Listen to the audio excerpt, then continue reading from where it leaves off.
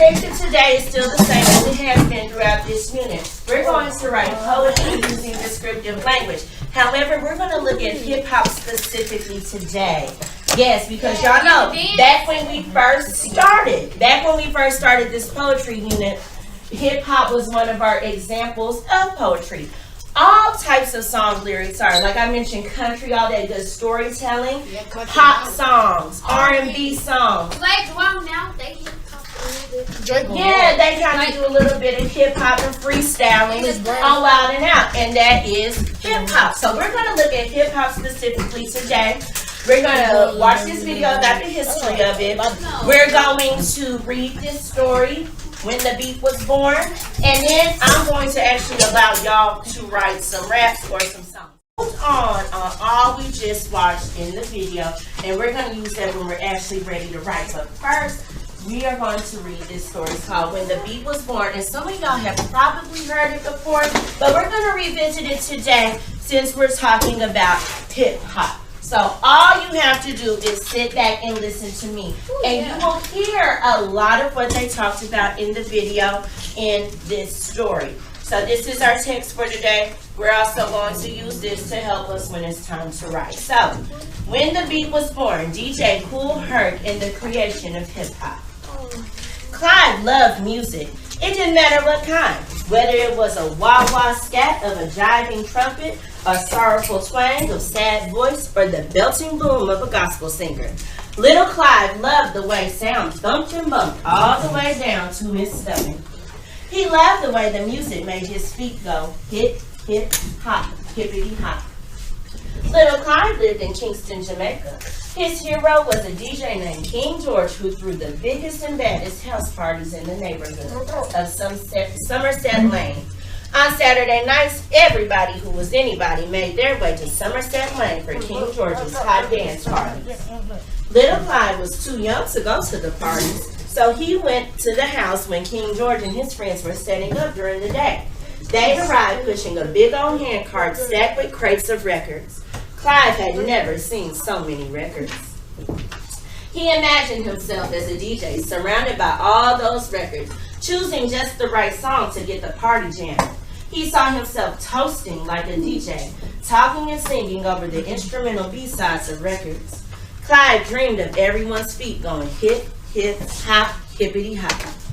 Little Clyde really wanted to be a DJ.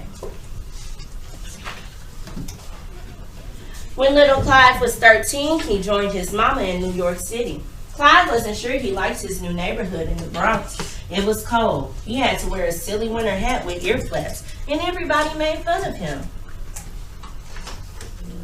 But Clyde did find one thing besides music that made him feel like he belonged: sports. He ran track and lifted weights. He played basketball at the neighborhood playground. Soon little Clyde was no longer little. He had to grow 6 foot 5 inches tall. He called himself Coolest Clyde after his favorite basketball player, Walt Clyde Frazier. But the kids on the basketball court took one look at his size and called him Hercules. Clyde cut the name short to Herc and then added cool to make it just right, Kool Herc. The best part of being big was that he could go with his mama to neighborhood house parties where he listened to the hottest tunes and danced like crazy. Clyde loved these parties. They were just like the ones he stood outside of in Somerset Lane. One day, Kool Herc's father bought a monster sound system with giant 6-foot speakers. But when he hooked up the system, instead of a really big sound coming from the speakers, a little mumbling sound trickled out. Kool Herc spent days switching wires and plugging things into other things until one day he was sounding big. Not just big like Kool Herc, but big like an entire block in the Bronx. Kool Herc and his little sister Cindy rented the rec room in their housing project on Sedgwick Avenue. They wrote invitations telling everybody when and where to get their groove on. They posted cards around the neighborhood. They set up their father's sound system. On the night of the party, everybody who was anybody made their way to Sedgwick Avenue for Kool Herc's hot dance party. That's when Kool Herc became DJ Kool Herc. DJ Kool Herc noticed that dancers danced crazy hard during the breaks in the song when the lyrics ended and the music bumped and thumped. Herc knew that's what dancers wanted, so he plugged in 2 turntables instead of 1. He put the same record on both turntables. He set it up so that when one record ended its break, he could flip over to the other turntable and play it again. Doing this over and over, he made a 10-second break last for 10, 15, even 20 minutes or more. Herc remembered the way DJs in Jamaica would chant and toast over the music. He started calling out the names of his friends during the breaks. Everybody loved to hear his or her name called out over the music. He'd compliment people on their dance moves. He'd talk about the music and send shout-outs. He'd make up little raps like the jump rope runs he heard on the playground. Or he would call, "Hey Mike, on the lights, make it like a strobe." And Mike would flip the switch on and off.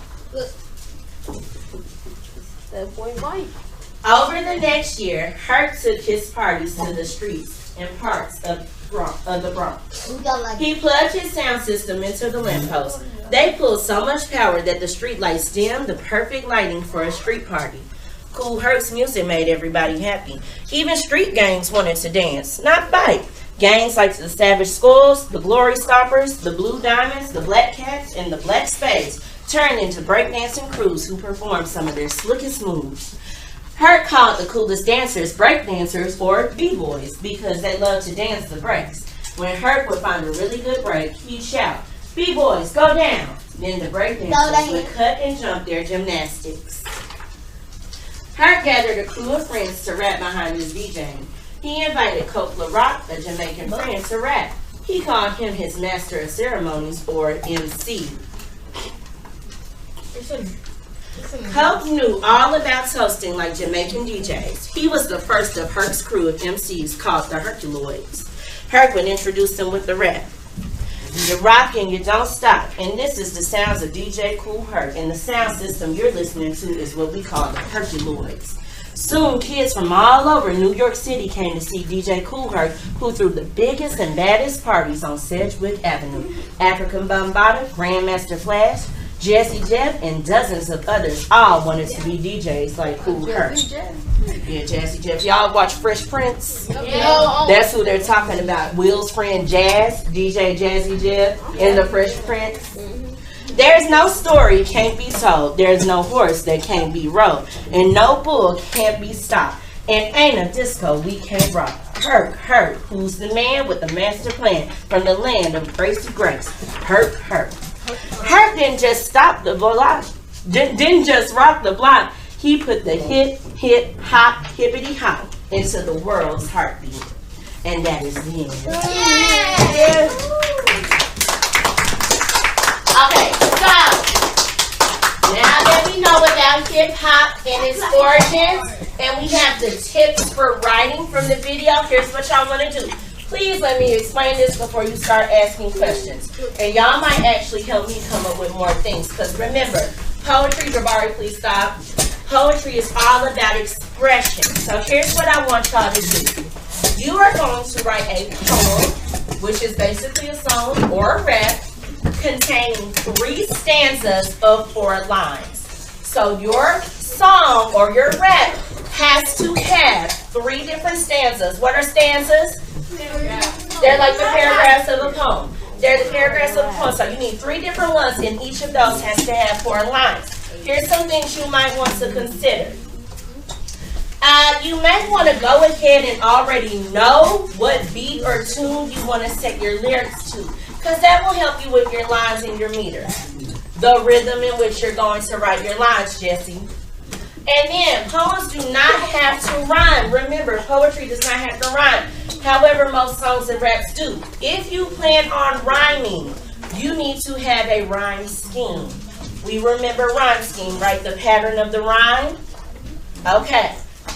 You can work together on this, but do not start forming groups just yet. And then it can be about anything. That was one of our tips for writing. Remember, you have to be yourself, and you have to understand what you're writing about.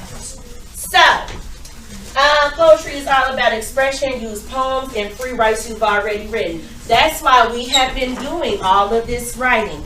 Pull from that, or if you want to come up with something completely new, that is A-okay.